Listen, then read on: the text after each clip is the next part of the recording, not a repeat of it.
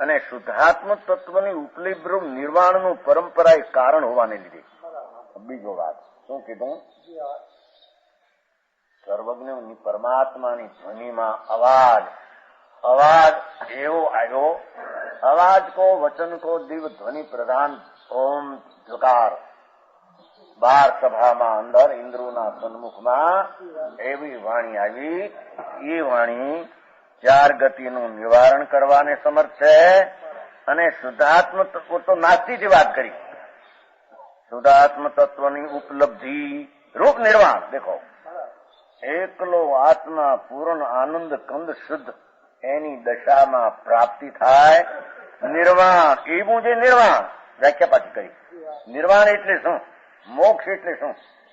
કે શુદ્ધ આત્મ તત્વની પ્રાપ્તિ રૂપ અનુભવ રૂપ એકલો શુદ્ધ આત્મા પ્રથમ શ્રદ્ધા જ્ઞાન રમણતા કરી અને પૂર્ણની પ્રાપ્તિ કરે. એવા નિર્વાણનું પરંપરા એ કારણ હોવાને લીધે. પરંપરા કેમ કહ્યું? વાણી એ નિમિત્ત છે અને વાણી એ કહેલો ભાવ અંદર પ્રગટ થાય એ ખાસ સાક્ષાત કારણ છે. શું કહ્યું? વાણી વિતરાગની એ તો બાહ્ય નિમિત્ત છે. એનું મૂળ કારણ મોક્ષનું આત્મા શુદ્ધ ચૈતન એનું અંતર્મુખ થઈને જ્ઞાન દ્રષ્ટિને અનુભવ કર એ સાક્ષાત મોક્ષનું કારણ. એમાં નિમિત્ત કારણ આ વિતરાગની વાણી પડે. તેથી પરંપરા કારણ સાક્ષાત કારણ તો મોક્ષનો માર્ગ સમજાનો. પણ એ મોક્ષ માર્ગ બતાવ્યો એને એથી એને નિમિત્ત કારણ કહેવામાં આવ્યું. જે મોક્ષ માર્ગ સમજ્યો એને નિમિત્ત કારણ કહેવામાં આવ્યું. એથી એને પરંપરા કારણ મોક્ષના કારણમાં કહેવામાં આવ્યું. સમજાણું?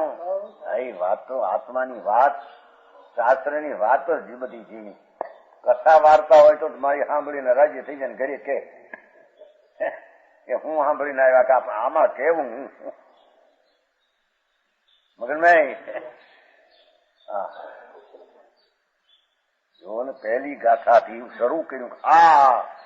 હું કહીશ એ શાસ્ત્રો પ્રણામ કરવા લાયક અને એવા શાસ્ત્રો પસંદ કરવા લાયક છો.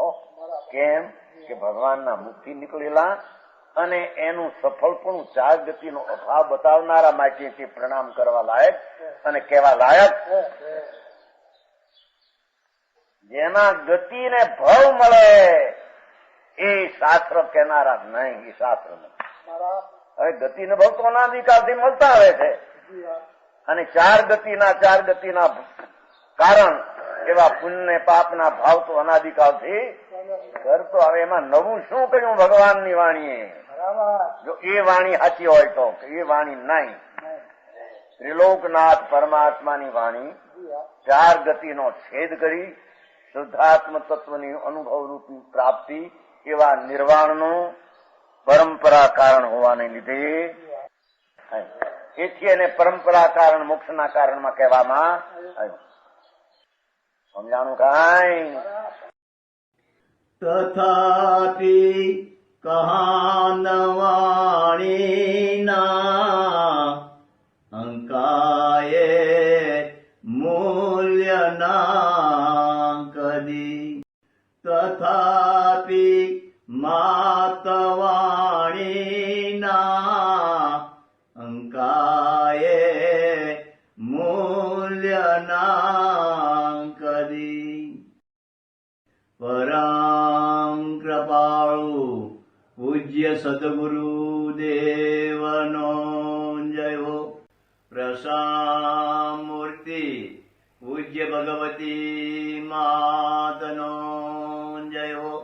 જીનવાણી માતનો જય હો. પરમ વિતરાગ દિગંબર જૈન ધર્મનો